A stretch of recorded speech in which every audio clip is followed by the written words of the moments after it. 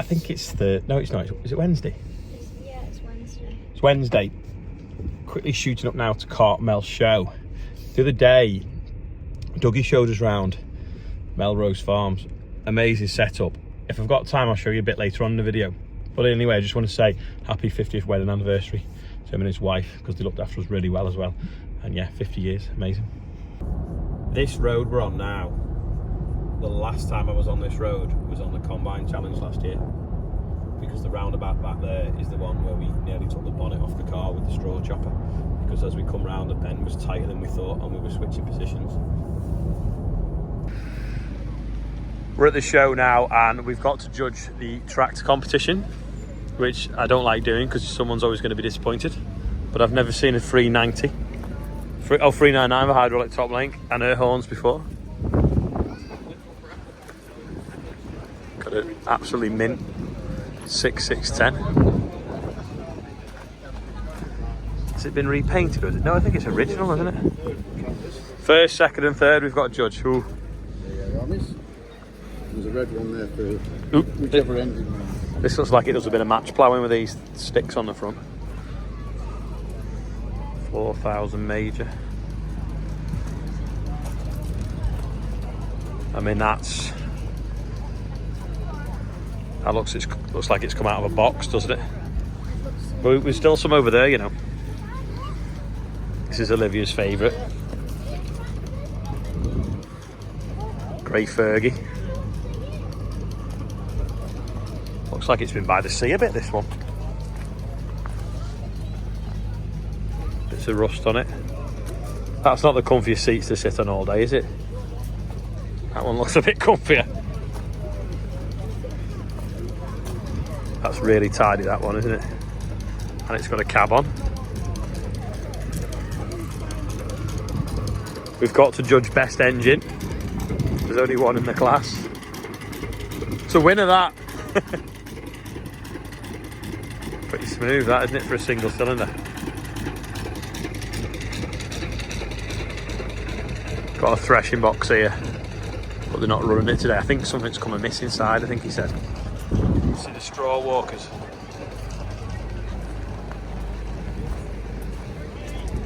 There's the fan box. If you know how a combine works and you look at this, there's not a massive amount of difference. You can see where it, oh, you can't actually, you can see the threshing drum here and the concave it throws the grain through. That crank there, them pieces of wood, move the straw walkers that shake the straw out the back. Driven by this huge belt. Oh, it's just started raining. Please do not feed. Highland Lassie. Perkins of Peterborough. No way, I think they owned by Caterpillar now.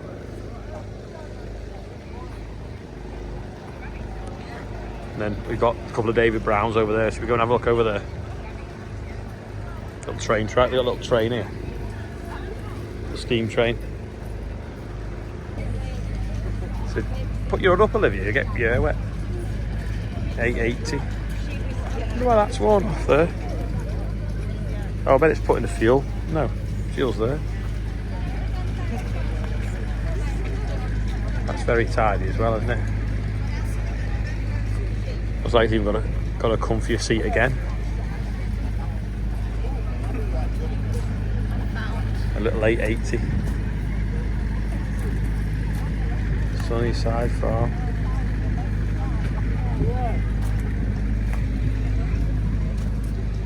We never had one with a cab on like this. We had all sorts of other cabs, but never one with a cab like this. Well, we might have done years ago, my dad will know, but not while I've been alive. Put your hood up, Olivia, it's starting to rain. Starting. The finish on these wheels is unbelievable. You can pretty much see the grains in your fingernail and reflection in the paint.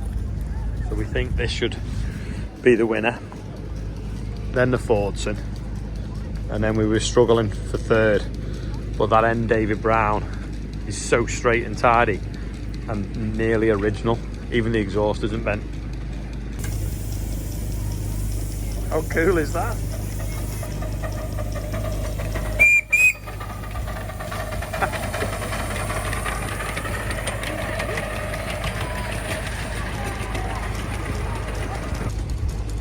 Be careful, there's a train coming.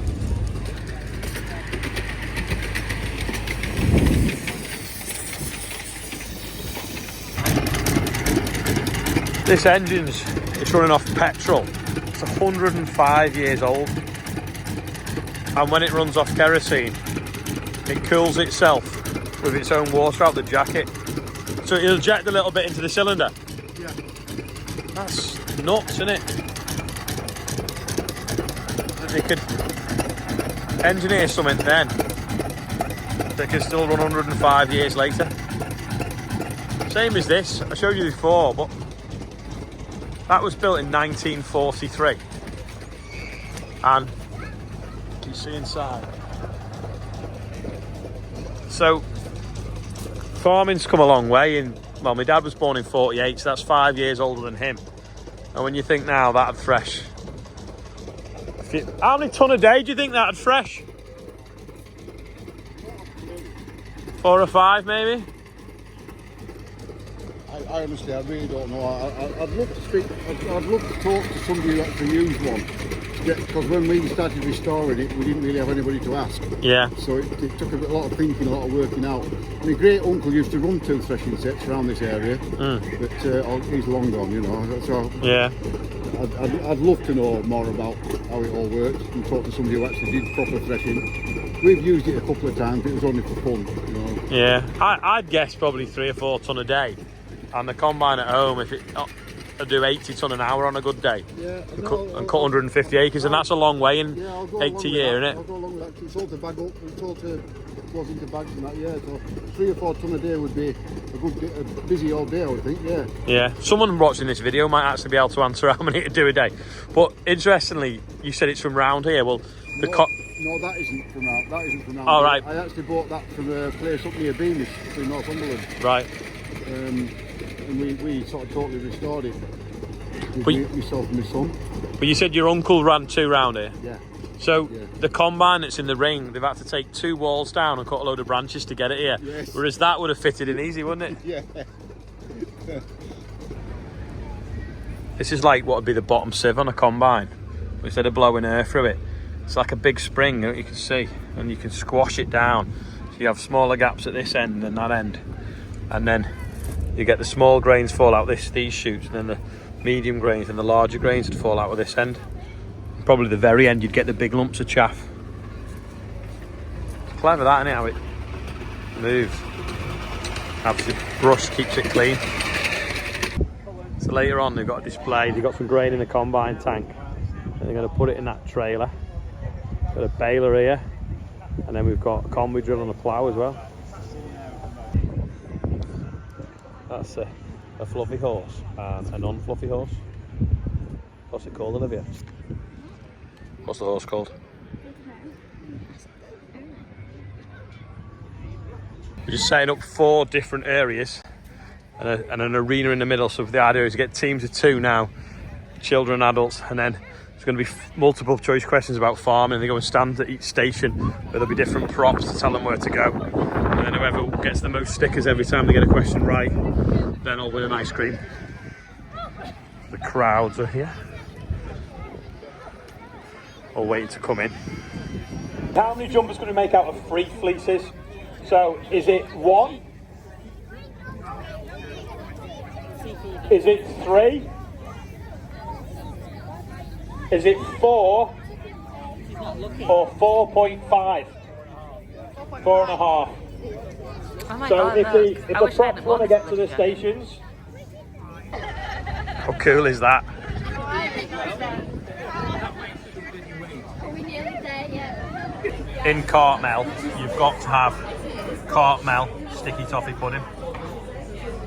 And look who's we bumped into.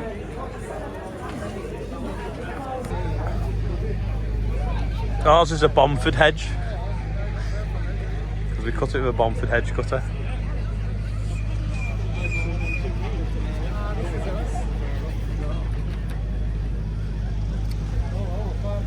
Is that yours? That's all right, Paul. All right. Is that yours? That's mine. Mine don't look like that though. What's happened here? Eh? What's happened there? What happened? It's called leave one standing. No, this was only laid in the spring.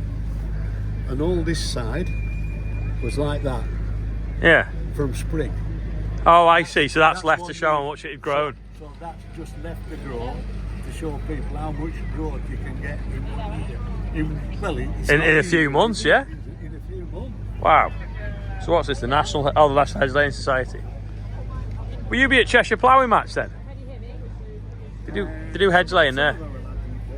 Yeah. This hedge was planted in whips. Say in March. We bought the whips to plant this hedge in March this year. And you've been able to lay it already. We let it grow for about 4 weeks, and then I laid this with a Stanley knife in April. Yeah. You can see the regrowth that's come from the heels. That's what hedge laying's all about. The regrowth that comes from the heel. This has been trimmed up to keep it in the style of the Midland Bullock hedge. But this particular one, this regrowth from that heel, I've let this grow just to show people how much a hedge really grows if it's not trimmed and regularly maintained. That's mental that it's only like made of whips so soon. That's a bonsai hedge because it's in a little pot here. Wow. You do a good job. We Sometimes just I need always agree with we you. just need a car crash bit here, you know, a bit missing and a bits of bumper and number plate left, and it'd be a bit like our hedge. What's it worth me to do that one, especially for you? A little remote control car on top of it. So John Sowerby, you come on a young farmer's trip to our farm. When was it? No, it was just 2 of us came down. All right. My dad invited us down. Ah, right. Yeah. I thought you said he's met them in young farmers. Yeah, I was coming to chamber. Ah, right. We've got the microphone. We've just done a land to loaf demonstration. So we've got a plough over there and a fence and a combi drill, combine with grain in the tank, put it in the trailer, shook some little bales out and bailed them up, collected them. So then everyone came in the ring having pictures. I didn't get a video, but Charlotte asked us here. Hopefully she did, and I'll show you what it was. So this is a Fendt tractor, an 828. It's about 280 horsepower. Sounds well, that.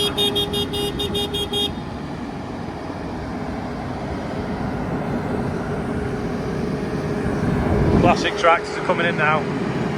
I don't know whether the combine spilt the grain or there was a hole in the trailer. There's a pile of barley there. Charlotte's ridgeline spotting. One there, one over there, one there. Janet's laying an egg. It's the only time I'm fashionable in my life. I'm so happy. You trendsetted it. I did! Step forward with that wonderful Ayrshire dry cow and the Southwood girls taking that award. Ridgeline friends. Ridgeline friends!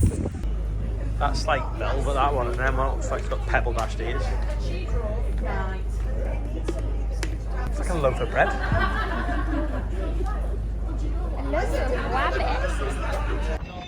So Charlotte Ashley had the job of filming when I was in the ring with the tractors. Unfortunately, she only got a tiny bit because she decided to go and watch the wrestling. I didn't even know there was wrestling. Amazing views up here because you're obviously right in the hills, the foothills of the Lake District probably.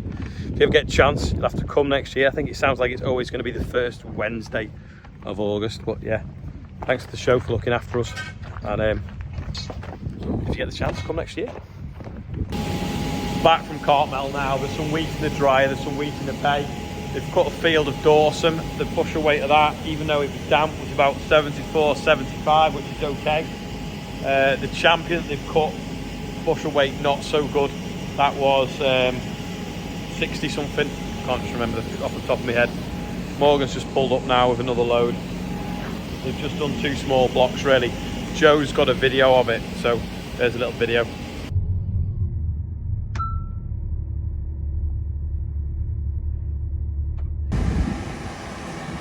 He's just weighing it now, and then he'll tip that into the dryer. Probably have to go back for one more load.